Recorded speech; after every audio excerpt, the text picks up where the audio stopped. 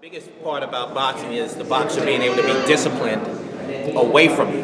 And that's one thing he was very good at. The reason that his weight and everything went so well is because he did a fabulous job of being disciplined himself, making sure everything was in line, especially with his beautiful wife, helping him do it, get it done, and his beautiful daughter, making sure he's in line too. So those things helped him to be able to do it. So he's done a wonderful job. So my hat's off to him. Would you say he has laser focus for this one, Larry? I can say this. I don't know what everybody's thinking about with these bets, but he's definitely been focused. He's strong, he's fast, he's explosive. I think they kind of underestimated the process, but you can guarantee he's ready to go. Hey, Badou, what was with the southpaw stance? Don't give the secrets away. Wait and see. Don't give the secrets away. Here's my brother all the way from Sweden.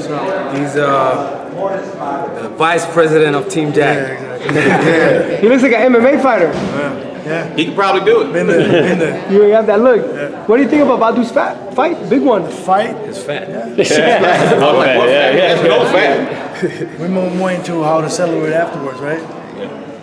Win and everything. So it's all good. Was it tough training over the holidays, Badou? Huh? Was it tough training over the holidays? Absolutely not. Absolutely not.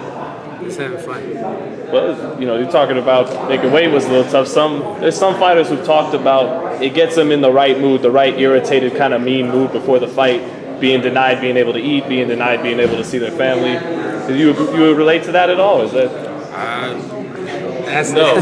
Yeah. Badou hasn't been denied many things because he's been so disciplined. It's allowed him to have a lot of luxuries that maybe other boxers don't have. As a matter of fact, this morning. About Thanksgiving.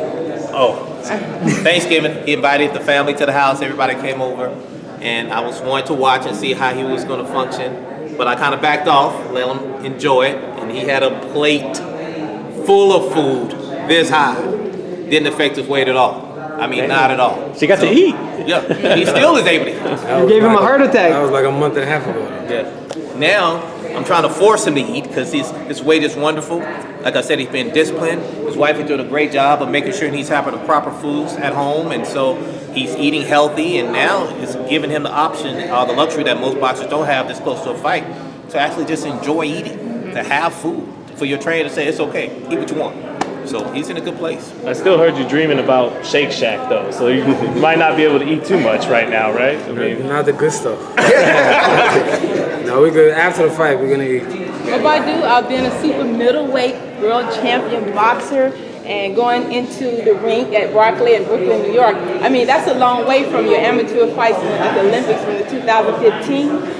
So you putting quite a bit up here. I mean, what are your motivation for going in and putting your belts up as you are? Talk about that. It's the big lights, New York City, Brooklyn. It can't get no bigger than that. So, you know, it's a blessing. I'm happy to.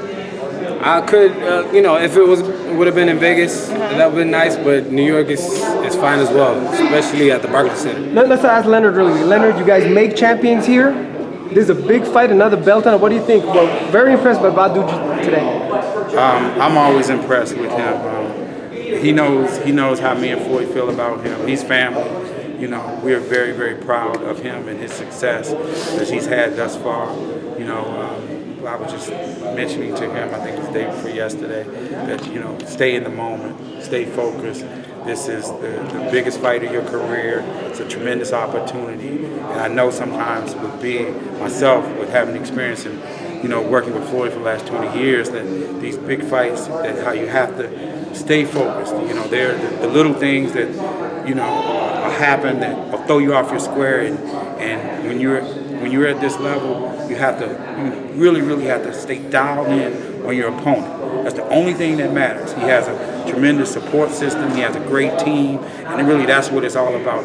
He has to focus on nothing but James DeGale, going in there and doing what he needs to do. I feel as though it's going to be a tremendous fight. I was just listening to some of the comments that James made yesterday on we had a conference call. James has never lacked confidence, and which I think is good, because that's his way of kind of trash talking, because he's kind of overlooking the situation, in my opinion, but he's going to be in for a rude awakening. He actually said on the call, he said that the only reason that we took this fight because how he looked in what was his name? The Medina fight. And it's just like, that's the furthest thing. It's almost comical. This man right here, he was bugging me every day. Long before the Medina fight. That's the fight that I want. You know, me and Floyd put our heads together and we made it happen. You know, and so he looked bad in that fight, but that's water under the bridge because that's the way he prepared, and you can't make excuses for your performance. You know, we know what happened in our fight, that we got the raw end of the stick, which is going to change. By the way, I just got an email about that. I'll talk to you about that, which is going to change. But Badou's been doing everything that he needs to do, and he's wanted no one other than James DeGale. He wants the biggest fights and the best guys out. DeGale thinks he's the best in the division, but he's the best. And that's why the best are fighting the best. And don't be surprised, do not be surprised if Badou stops him. Don't be surprised.